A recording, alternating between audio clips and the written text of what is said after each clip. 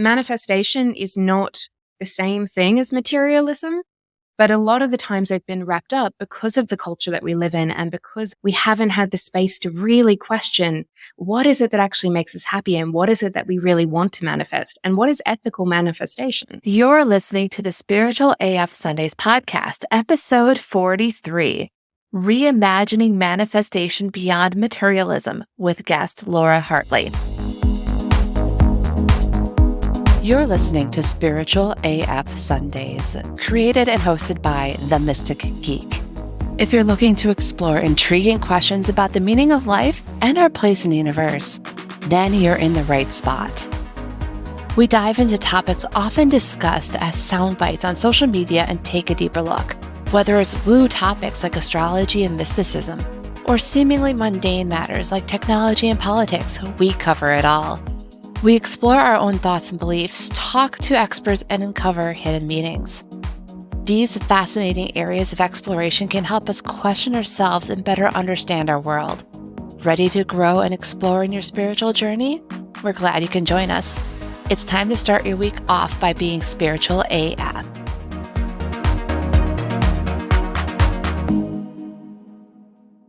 Hello, friends, fellow mystics, and spiritual rebels. This is Jessica, the Mystic Geek, coming to you with yet another perspective on this Spiritual AF Sundays podcast. If you've been following me for a while, you know that I'm a bit of a skeptic when it comes to all the talk about manifestation, vibration, law of attraction, and all that jazz.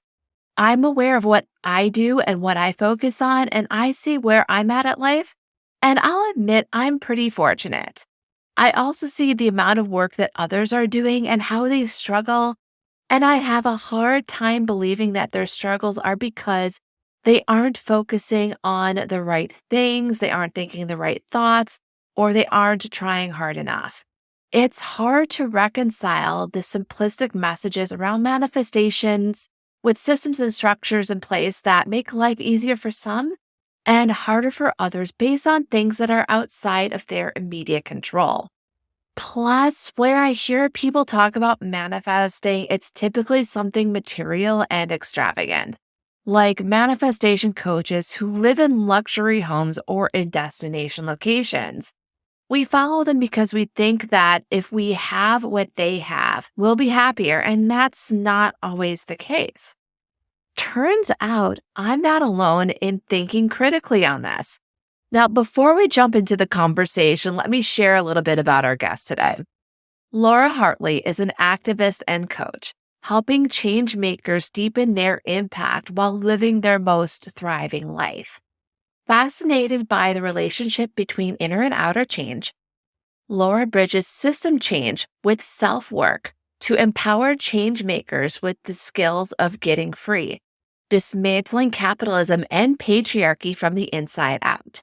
She offers coaching and courses in healing burnout cycles and culture, inner leadership, and finding purpose in a climate-changed world.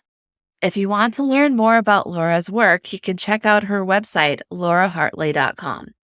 I had a lovely discussion with Laura about understanding what manifestation is.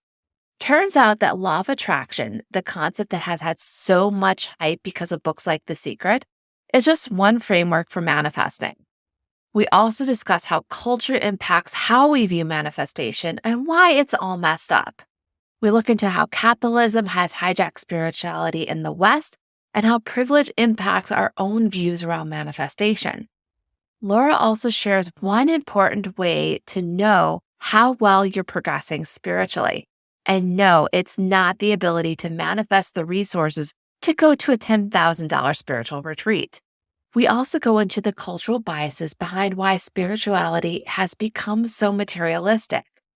Finally, we get into the steps that we can take to manifest ethically, bringing into our lives the things that we want without focusing on accumulating stuff to keep up with the Joneses. It's time to grab your favorite beverage, sit in your favorite chair, and get ready for this insightful discussion. And welcome back, everyone. Today we have Laura Hartley with us to talk about manifestation and then all of the other topics adjacent to it that are relevant in this day and age. Laura, we are glad to have you here today. Thank you so much. I'm really happy to be here. Why don't you tell us a little bit more about yourself? Yeah, so I'm a climate activist and I'm a coach working with changemakers. So essentially, I help people deepen their impact in the world while also living their most meaningful and their most thriving life. All of my work is in this space of honoring and having deep respect and a deep passion for self work and all of the modalities that includes, of particularly coaching, therapy, plant medicine, breath work, all the ways we can go within and get to know ourselves, but also in the deep recognition that we live in a really precarious point in time and that the world needs our attention, it needs our remaking, and that our inner work needs to be in alignment with creating a more beautiful and a more just world. That's so beautiful. Thank you so much for sharing that part. So, since we're talking about manifestation today, I want to go to the absolute basics on this one. How would you define manifestation? Ooh. Manifestation in its most simplest form is really just using our thoughts and our mindset and our beliefs at really aligning our thoughts, our words, and our actions with what we want in the world to create the desired effect. So to make something manifest is to make something obvious, to make something visible. And when we're talking about manifesting as an idea that's been around for hundreds of years, really even thousands if you take it back, there's a lot of elements in the Bible that's very similar to manifesting as well. That when we use our thoughts in alignment with what it is that we want to create, that we can create it in the external world. Now, manifesting is very wrapped up in something called the law of attraction. The two are not exactly identical. They actually can be used exclusively. But the law of attraction is a spiritual idea that says that the universe is always working on our behalf, and that when we align ourselves with the energy of what it is that we want to experience, that we can create it and manifest it into the world. Thanks for sharing that part. And yes, I am familiar with the law of attraction through the book The Secret that came out a while back. Yes, about 20 years ago now, I think. Yeah, I think that was about the time frame. So one of the things I've noticed, especially when we look at social media, is when people tout that they are manifestation coaches, what they end up doing is showing what they've accumulated, whether it is money, resources, living on remote islands or in places that are considered very expensive. Why or how did manifestation get tied up with this level of materialism? Ooh. So I think part of the issue here is not the issue of manifestation itself. It's the fact that we live in a hyper individualistic consumerist culture that tells us that we need these things to be successful. That's what our idea of success, of happiness, of wealth, that's what you're supposed to want. And so if that as a culture is what we have deemed to be an external signal of wealth, of status, of something that you should desire, then of course, when we're looking to manifest things, we're not always looking genuinely at what we want or what makes us happy or at our inner needs or what the world needs. We're going to be like, hey, you know what? No, I want this island. I want this photo of me in front of this massive mansion with the sports car and the Louis Vuitton handbag or whatever it may be, because these are status symbols. And so I like to make that point clear that manifestation is not the same thing as materialism. But a lot of the times they've been wrapped up because of the culture that we live in and because we haven't had the space to really question what is it that actually makes us happy and what is it that we really want to manifest and what is ethical manifestation. But you mentioned ethical manifestation. How would you define that? I think in 2023, if we're using manifestation and not considering the climate crisis that is unfolding around us, like anybody living through this summer in the Northern Hemisphere, it's pretty obvious what is unfolding. If we're not considering the lack of resources that are unfairly distributed around the world, and if we're also not considering our genuine intrinsic needs. So often we are chasing an external idea of happiness, an external idea of success that isn't aligned with the things that actually are proven to make us happy, things like community, things like being, things like good health. So there's elements here about understanding the wider picture that we're living in, and also recognizing the systems that we're all living in while using manifestation tools. You mentioned a couple of things there, a lot of that being around the issue of impact, the issue of resources being unevenly distributed, and things like that. What do you feel is driving all of this? The push for people to not care about the climate, not care about the uneven distribution of wealth, and not to even care about what their sole purpose or what their inner drive, what is that driving force behind that? Mm. So for me, I bring it back to the idea of capitalism. So we all live in a capitalist society, and capitalism is an economic system, but it's also an ideology. There's also a belief system that goes along with it. Now, capitalism is really founded upon three principles. The first of these is the pursuit of infinite growth on a finite planet. Capitalism is obsessed with growth. It only knows how to define success as growth. You need to be growing year on year. We all know that if the economy starts to pause or slow or retract, it's very bad. Nobody wants that. But you can't have infinite growth on a finite planet. That is a problem. The second is a manufactured production of scarcity. We often think capitalism sometimes gets labeled as a system of greed, but it's really a system of scarcity because you can't have infinite growth without scarcity to drive it. Now, that scarcity, the most obvious, easiest example that we see is something called planned obsolescence. Our phones, our refrigerators, our ovens, our computers, any device is designed to break. And it's designed to break much sooner than it actually has to, because then we'll buy another one, right? So we've baked scarcity into the system. And the third thing is that we devalue beautiful living systems like forests and jungles and oceans that only have value when we can take something from them. So it's only in relationship to timber or to tourism or to fishing and not in and of themselves. Now, when we live in a system or an economic system that is founded on these principles, then it's pretty natural then that we start to internalize those beliefs. We feel we need to keep up with the Joneses or with the Kardashians or whatever it may be. We always need to be striving for that next place.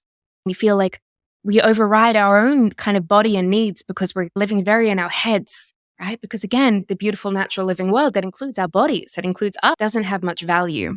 We have this sense of scarcity that there's never enough. There's not enough time. There's not enough money. I don't have enough. I'm not good enough. And so, of course, then we're going to naturally seek things that make us feel both safer, but also more status driven, that are going to have us on that thing of, oh, I've got enough. It's okay. It's okay. And when I've just got enough, I'll be able to give a bit more to the next person. And so there's a lot wrapped up living in a capitalist society with these beliefs and practicing manifestation at the same time. And I practice manifestation. I think it's a beautiful practice. I think it has a lot of validity that what we focus on matters. But we need to be conscious of focusing on things that are actually bringing well-being to both ourselves and to our communities. Spirituality, what spirituality is supposed to be about. It's about our embodied experience on this planet. It's about identifying what our true self is. It's about experiencing abundance that runs up against those core principles of capitalism, of constantly having to self-improve when we don't necessarily need to. It's nice, but there's times when we should simply be. And then also, a lot of our experiences, we can't put a price tag on it. And that's where it hits up against capitalism. If you can't put a price tag on it, is it really worth anything? And then we feel pressured to not pursue those things. Nowadays, in 2023, one of the pressures out there is if you have a hobby, monetize it. Versus 100%. simply have a hobby for the sake of having a hobby or for the sake of simply enjoying things.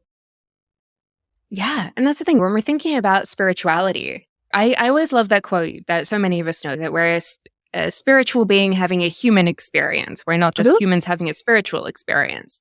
But I think the emphasis there is human experience and what that really means. And for me, the ultimate thing about being human is being able to feel deeply. It's about being in relationship. It's about being in connection. It's about being part of the natural world, being in love with the natural world, in awe of it. And so it's not about gathering things, but because we live in a culture that is so obsessed with individualism and so obsessed with scarcity, so obsessed with this idea of more is better, growth is good, then we unconsciously end up following those habits. And of course, then we end up monetizing our hobbies with a side hustle. Nothing wrong with that sometimes. We don't always have to monetize it if we don't want to. We end up seeing spirituality as, well, can I afford this like $10,000 meditation retreat? Or like, how much green juice do I drink? Or how many yoga classes have I been to? Instead of really the deep questions of, how loving am I? How am I embedding my spirituality and my spiritual beliefs into my politics? Right? So how is it influencing how I show up in my community? How are we using our spirituality to really foster our connection? and to say, you know what, this is what I believe and this is the world that I'm willing to stand for. And so there's a lot of elements that I think get co-opted by capitalism very easily that miss the real truth of what spirituality is supposed to be. That enlightenment is not some one-time event. It's about creating the inner and outer conditions for us to show up fully as we are. Internally, with our authenticity, but externally, so that everybody feels safe to show their true self. Absolutely.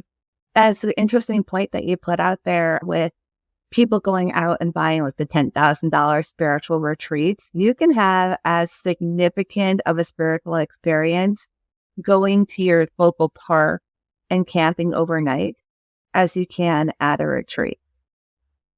I think it was Ram Dass who said, if you want, I'm going to butcher this slightly, but if you want to know like how well you're progressing spiritually, go spend a week with your family. And I love that because it's so true, right? It's all well and good to feel like all zen and amazing when we're at the retreat. And I'm not saying we shouldn't do this. If you have the ability to do that and you want to go spend time at a retreat, go and do that. But it's really about how are we when we go back home and we're with our parents for a week? Okay, like how are we actually holding space for ourselves and our emotions and for being loving and compassionate and wise during those situations? Not just with our family, because that's our core people, our core group. But I can also see that, like, how is it when you go back to your coworkers, or you go back to your neighbors, or you go back to your city? How are you reconnecting with those who may have different experiences than you, or who's being at a place where basically you're only with people who can afford to spend $10,000 or put it on their credit card to try and be quote unquote spiritual? Yeah. And that's the other thing with this idea of manifestation. So there is an element, what it is rooted in is believing that you can have what you want and feeling the experience of having what you want. But sometimes there's messages that get wrapped up in there that say, oh, unless you're willing to put the $10,000 that you don't have on your credit card right now to pay for this course and trust that you can manifest it, then you don't really believe in yourself. And that's completely untrue. So we shouldn't be making also decisions that are outside of alignment with where we currently are or with what feels safe to us. Because the moment we don't feel safe, one, we're not going to manifest it. And two, those beliefs are also steeped in a whole lot of privilege around class, around race, around gender that haven't been taken into account. Exactly. And when people pressure you to put their retreat cost or a business course cost on a credit card, that's predatory. It is. I don't know that it's always meant that way. I think sometimes, absolutely, yes, it is. I think sometimes there is a privilege that comes with having certain identities in this society. And that means having a certain level of wealth, having a certain skin color, having a certain gender, having a certain sexuality, that sometimes we forget actually that not everybody experiences those same privileges that we do. That not everybody has the same luck or fortune that we do. And that doesn't mean that people aren't capable of manifesting. It doesn't mean that we can't have what we want or that we shouldn't work with other people. But it does mean we need to recognize the privilege in the background and perhaps even the safety nets that we have that other people do not have. Exactly there. So since we talked about the core issue here of manifestation, at least in the Western world, being so tied up with capitalism, how do we start disentangling that? How do we start working toward ethical manifestation that supports the greater world around us and not just us trying to chase a shiny object? So I think the very first thing is actually getting clear on what it is that you want and why you want it. Part of the issue with books like The Secret and other wonderful tools out there, which have some really good information, they do have some good practices, but they're very much wrapped up in, hey, you want to manifest a new car? Hey, you want to manifest a bigger house? And that's the problem. Why do you want that? Why do you want a better car? Is it because your car is unreliable and you live in a place where you need a car? Okay, great. Manifest a new car. But is it because this one's just getting a little bit old and you want to feel like a bit shinier? And, is that actually serving you? And is it serving the well-being of your community and of the planet as well? If we're wanting a bigger house, again, is that because we actually need one? We need more space. We live in a shoebox and this isn't serving us.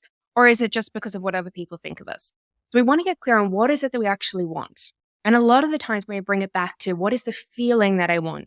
I want a feeling of more friendship. I want a feeling of more connection. I want a feeling of more love.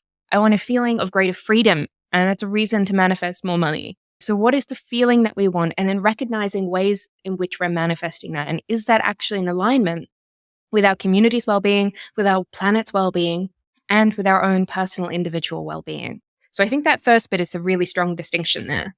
Mm-hmm. Yes, figuring out what it is that we want. And I feel like that is a big challenge in this world. As you said, we talk about scarcity as part of capitalism, and time is one of those things we need to slow down enough to figure out what it is that we want. And then at the same time, we're rushed to do all these things. It's almost as if the system is trying to keep us from figuring out our true self. It's almost as if it's designed this way to keep us in a cycle of always needing, wanting, having, buying more. And it absolutely is. That's the thing. We live in a capitalist society that is self-perpetuating. So it's very difficult to start to I want to challenge that. It's not difficult to start to break free, but it can seem difficult when we have never seen it or when we don't have the tools to do that. So that first step of actually really questioning the scarcity involved in the world is important, because it's that scarcity that's in our mindset that says, yeah, but I don't have enough, right? Is that actually true? And then I'm going to ask you, do you know what enough feels like? Do you know what satiety feels like? Do you know what satisfaction feels like? Do you know what abundance feels like? Because if we can't start to even imagine these feelings, then it's very difficult to ever know when we've reached that place. It's very difficult to know, is this actually what I want? Is this actually in alignment with my authentic desires? Or is this just me chasing the next thing that's going to make me feel a little bit better because I hate my job and having a new outfit will make me feel better? So that space of understanding satiety, which plays as well into diet culture, like anybody here who's on the roller coaster of diet culture, like I certainly have been for 20 something plus years, that says that, yeah, okay, you got to control, you got to restrict your food, or you got to like eat everything because you're not on a diet anymore. We've lost that sense of satiety. With money, we're often either controlling, it's okay, I'm on a budget, I can't spend anything, or you know what, treat myself and spend whatever. Okay. We have lost this middle balance ground. And I think finding a way to return to that and have a practice around that and just starting to imagine that feelings in our bodies, in our hearts, what we would do with that feeling and how we can relax into it is one, both a tool of manifestation, but two, like really key to understanding the ethics behind it as well of how much is enough. Yeah. I think part of it is also the feeling of deserving. Again, we go back to the concept of capitalism and constant growth and this pressure and inner narrative we have that we're not enough. And what I've seen, and there's actually a book about it called The Big Leap, where people have what's called an upper limit, meaning that there's only so much happiness, so much joy, so much willingness that they have to both expose themselves to feeling positive, to feeling satisfied, to feeling these things before they start self-sabotaging because society has told them they're not good enough to experience this. Yeah, which is part, I think, of living in patriarchal capitalist society, and one based on white supremacy as well, that many of us have internalized beliefs that say that we are not enough as we are. And when I talk about the internalization of scarcity and the internalization of capitalism, I'm very much talking about this isn't conscious. This is playing out at the level of our unconscious mind. All of those stories and beliefs that start to shape how we act in the world that we've never unpacked because they've just always been there. And so we assume this is just the way the world is. But it's not true. These ideas that we're not good enough, that we don't deserve it, that we need to do more in order to deserve something. Even deserving rest is a great example of this, right? I had such a lazy night on the couch last night. I have so much I need to get done. I can't rest. I haven't done enough yet. I just need to finish it. That we have internalized this message of scarcity. And this is a product of culture. It is not a product of being human. It does not exist in every part of the world. It exists very much of a product of the hyper-capitalist and patriarchal conditions that we live under that particularly say women are not enough as they are. And that for women, you need to buy more. You need to look different. You need to sound different. You're too bossy or you're too maternal. There is no middle ground for this in our culture. And so deciding for ourselves what enough is and what feels good, understanding that we deserve it because we're alive and we deserve to flourish, that's a radical act, in my opinion. Got it. And thanks for sharing that. Now, with the Barbie movie, we now have language when it comes to patriarchy and what that impact is for women. There's another term that you brought up which some people might be turned off on because of their own learnings around it, white supremacy. And so here we are, two white presenting women talking about this topic on this. And what I find interesting is even among large groups of white people, you will still see white supremacy play out. So for our listeners, how would you define white supremacy and how it can play out in various subgroups? Much like patriarchy, we live in a world that was designed for men. I think a lot of us can see that, right? And that's everything from our workplaces to our cities. There are so many elements. It's just all designed around men. But that's also the same with whiteness, that we live in a culture that institutionally and individually believes in the value of white skin or light skin above all others. What we're really talking here, an easy kind of entry point to this work, is this idea of white privilege that often comes up. And really what this is talking about is not that as white people that we haven't had challenges, that there aren't difficult things that we go through, but that we've never had to deal with the color of our skin being one of those challenges, that we don't experience racial prejudice. I'm incredibly privileged that even though I'm queer, I'm very straight presenting. And so nobody looks at me in a job interview and has immediate homophobic thoughts that will influence me getting that job, right? That's not the case for every queer person. It might be different once they know that I'm queer, but on immediate glance, that's not happening. And it's the same with race. As a white person, nobody is looking at me in that job interview and thinking these unconscious, very implicit biased thoughts a lot of the time that will prevent me from getting that job. And so it's understanding that we live in a culture that has historically, for centuries, prioritized white bodies above all others. And that is our job to start unlearning the ways that has influenced our thoughts, our beliefs, and our privilege in this world. And doesn't it also take into account things where whiteness isn't just simply the color of our skin, that there's other qualities that are attributed to whiteness, like thinness, health, certain beauty standards, certain facial features, certain ways that we talk, our names. Like we both have Anglo names or English names. Someone might have a name that comes from a very specific European background, and they're going to have stigma on it versus having something that's a little bit more westernized or homogenized, as it were. And this is the thing, there is no immediate implicit bias in our cultures against any of these things, that when you have a Western name, especially if you're thin, that is a thing as well. And if you're white and you're female, and those biases are just not going to be held against you. So we need to start to recognize that. And this work of unlearning, like it goes back centuries, this level of bias that has been taught to us. It's not something that we are going to learn overnight. And I think a really good example of this, or a good way to start to think about this, is a story that David Foster Wallace shares about two young fish swimming along, and in the opposite direction comes an older fish who comes swimming by. And the older fish, he tips his hat and he says, "Morning, boys. How's the water?" And the two young fish smile and keep swimming, until eventually one of them turns and looks to the other and says, "What the hell is water?" And I love that story because that is such a good analogy of what it is living in a patriarchal society or in a white supremacist society, that we don't always see the water that we're swimming in. We don't see the way the system is built because it's of us. We are the system. And so understanding and unpacking that is just about starting to see the water, starting to recognize the different ways that it plays in, that there are different challenges that different people face for different reasons. Exactly. So we went pretty deep on all of this, and we started off with manifestation, and we're now looking at all the different ways that society is trying to influence what we manifest or how we manifest. What would be that first step of unlearning all that? Because we talked about wanting to find what our true cause is, or what it is we truly want. But some people out there might not even be at that point. So what steps can they take to start leaning into that? That first step of figuring out what we want is actually an entry step. I really do. But it's also about really being able to examine, what is it that I want to feel? I might not know what I want on the outside, but what is it that I want to feel? And then how can I help create this feeling, not just for myself, but for somebody else?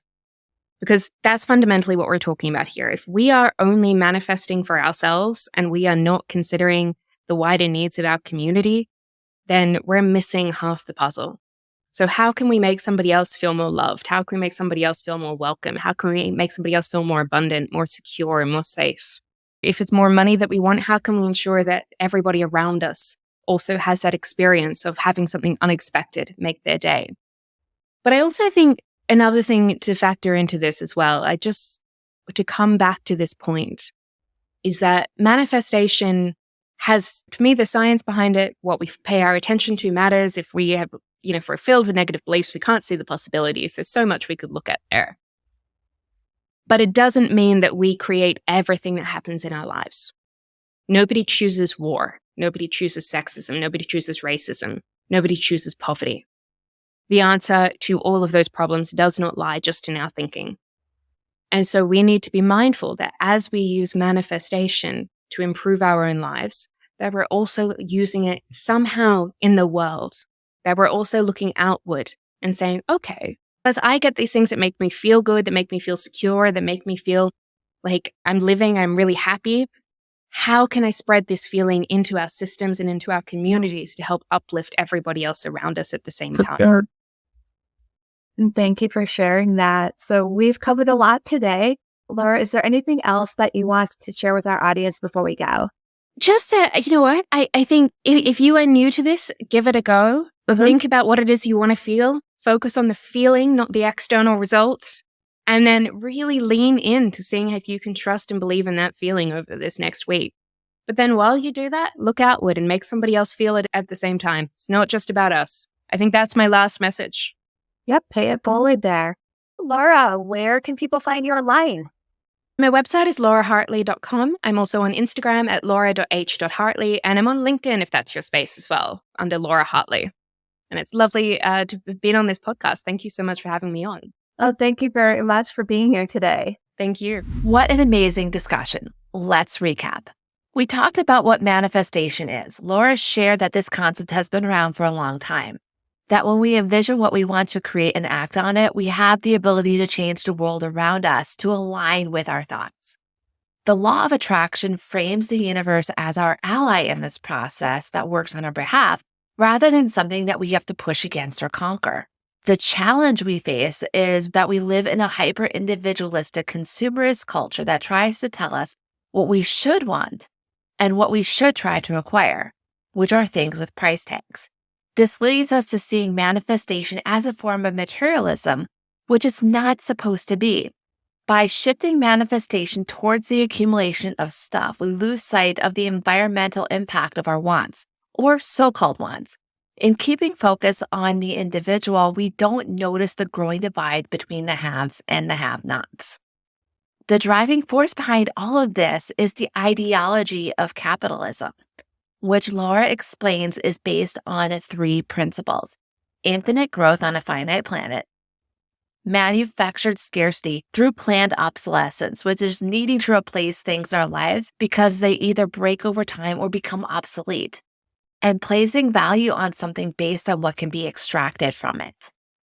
This impacts not only how we see the world, but ourselves as well, needing to always get more, gain more, and looking down on ourselves for not being enough or having enough, even if we don't understand what enough is. We get stuck on comparing ourselves and worrying on whether we have enough versus seeing ourselves as interconnected and making sure that we all have enough. We also got into parts of the human experience we can't put a price tag on. Feeling deeply, relating, connecting not only with each other, but with the natural world. We can have just as profound of a spiritual experience camping in the woods overnight as we can at a $10,000 spiritual retreat. And if you don't remember that part that Laura said, that's the way that you know that you're progressing spiritually, you may want to go back and re-listen. We also discussed privilege and white supremacy, which can be touchy topics for some because of how they've been politicized. The important thing to remember is that sometimes we forget the diversity of lived experiences. And when we build a society that says one group's lived experience is the default, we make it harder for others because they have to spend time and energy adjusting to meet this standard of normal. When we acknowledge how these biases bleed into the systems that we create, we can take steps to build a world that supports a multitude of lived experiences and being. Finally, we talked about a framework for ethical manifestation, first figuring out what we truly and deeply want. Rather than focusing on stuff, Laura suggests focusing on feelings and the steps that you can take to create those feelings for yourself and for others around you, and taking action to bring those experiences that evoke those emotions. If you want to follow up with our guests and check out more about what she does, check out her website, laurahartley.com. She's on Facebook at Laura Hartley Coaching, on Instagram at laura.h.hartley, and on LinkedIn at Laura-Hartley. Do you know someone who would be interested in learning about manifestation without the good vibes only hype? I'd love for you to share this episode with them. That's going to wrap up this episode of Spiritual AF Sundays. And remember, what we understand about spirituality is filtered through our culture. And in the West, that culture embodies one way of being as the default and others as not. We're living in that society requires a little bit of extra work to adapt. This is where the topic of privilege comes in, how much you don't have to adjust to fit with the default. Add in the ideology of capitalism, which places a monetary value on everything and judges worth based on that value. This all bleeds into our spirituality, our connection with ourselves and the world around us, and can affect what we think we want in life. When we separate our spirituality and desires from what society says that we should believe and want, we can manifest authentically and ethically and live life to the fullest. That's all for now. Have a spiritual AF week. Thank you for joining us for Spiritual AF Sundays. This show is hosted by the Mystic Geek. That's me. Got comments or questions from today's episode? You can either email me at jess@themysticgeek.com or send me a voice message at speakpipe.com/themysticgeek. Don't worry, I'll put the link in the show notes. Help others start off their week with a Spiritual AF Sunday by sharing this episode with them. Also, 5-star reviews on Apple Podcasts help spiritual seekers find our show. So do the thing.